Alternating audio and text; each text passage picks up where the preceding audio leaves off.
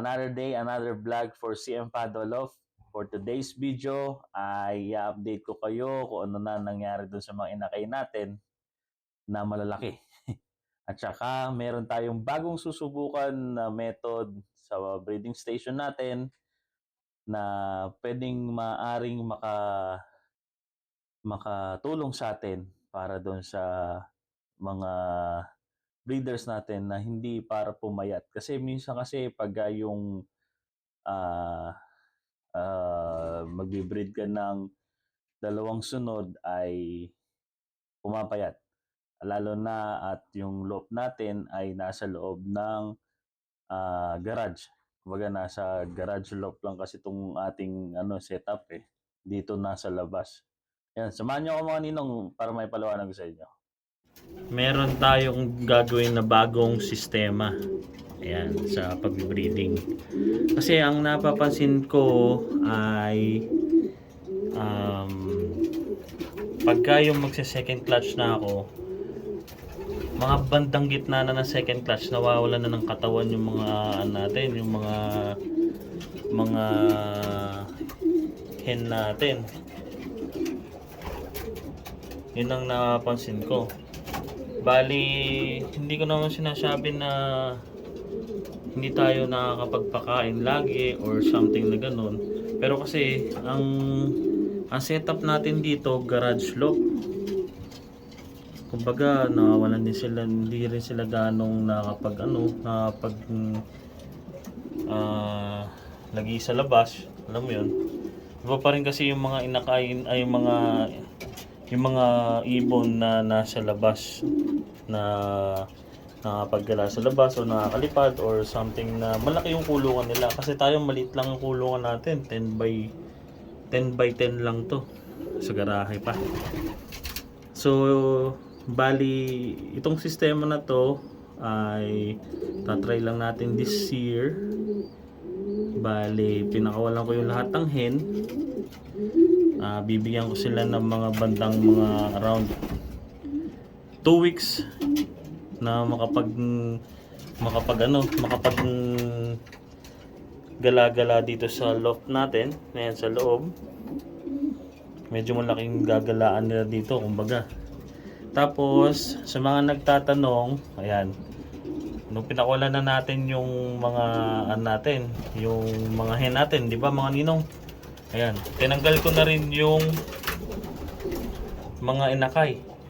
Katulad nito, yung 7 natin, tinanggal ko na rin yung inakay. Tinanggal ko na rin yung inakay nitong Force 911 natin. Tsaka nitong si Lucky 95. Ayan, bali pinagtatanggal ko lang. Ang natira na lang dito na may inakay, ito. Yung Heli Rocher natin. Pasensya na kayo mga ninong, madumi pa. Hindi pa tayo naglilinis. Itong inbreed na Mona Lisa natin. Tapos itong si GFL 14, which is si OG 14, at saka yung nanay nung winner natin. Ayan, may isa pang inakay eh. Bali yun ang ating agenda for today, na sana'y maging maganda resulta ng ating gagawing sistema. So yun mga ninong. Ako naman tayo rito mga ninong. Ito yung mga inakay. Yan. Ito na sila ngayon. Kumpul-kumpul nga lang. Ayan. Inakay natin. Inawat ko na rin sila. Dami nila. 8 agad dyan. 8. Ayan. May dalawa pa rito sa baba. Bali mga ilang araw lang nalagay ko na rin dito. Ayan o. Ganda, lalaki na rin o. Sinilip ko na rin yung mga pakpak niyan sa ilalim. Kasi kapag ako nagwalay ng mga inakay, sinisilip ko muna sa pakpak kung tuyo na. Kumbaga feathers na rin yung nakikita mo dun sa sa pakpak nila, sa ilalim ng pakpak nila.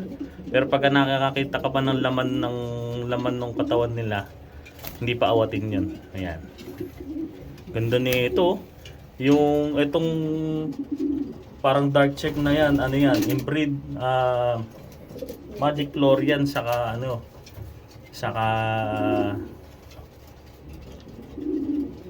yung Shellens natin. Ayan. Yan ang ano natin, mga inakay natin. Yan o. Pero pinagbibigyan ko yan ng mga ano, binigyan ko yan ng victory. Yan. Victory binigay natin dyan.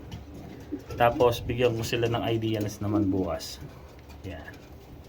So far, ang gaganda ng mga inakay natin ngayon na palabas ngayon. Ayan.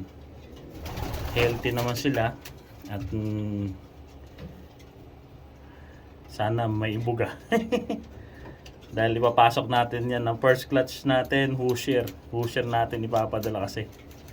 Kumbaga, isa sa try nating pagpilian, pero pagka hindi talaga ipapasok natin lahat yan. Kailangan natin talagang paano ko ba sabihin? Ipasok para matignan kung sino yung magandang pairing or sino yung magpe-perform na maganda. So yun nga pala mga ninong, sa mga nagtatanong na meron pa ba tayong hinihintay pa na pangalan to na OLR, meron pa po tayong hinihintay. Meron kaming yung Team Pampa, bali under the name of Baptista. Ayan, ito mga ninong. May isa akong ibon dyan. Tapos meron pa tayong hinihintay naman sa Gator Classic, which is ito. Ayan. Dalawa. At saka meron din akong hinihintay sa Big Andy. Ito pa. Dalawa pa uli. So hindi pa ganong nakakainip mga ninong. Meron pa tayong hinihintay na mga nailaban natin. So sana meron maging tagumpay din yung mga ibon na yon. Kung hindi ka pa nakasubscribe dito sa channel natin, pakisubscribe naman yung CM Padolo, pakiclick lang yung subscribe dyan. At muli, hanggang dito na lang mga ninong yung ating video. Bali, pinakita lang natin yung update natin dito sa mga inakay at sa bagong nating sistema. Okay, muli mga ninong, CM Padolo. Peace mga ninong.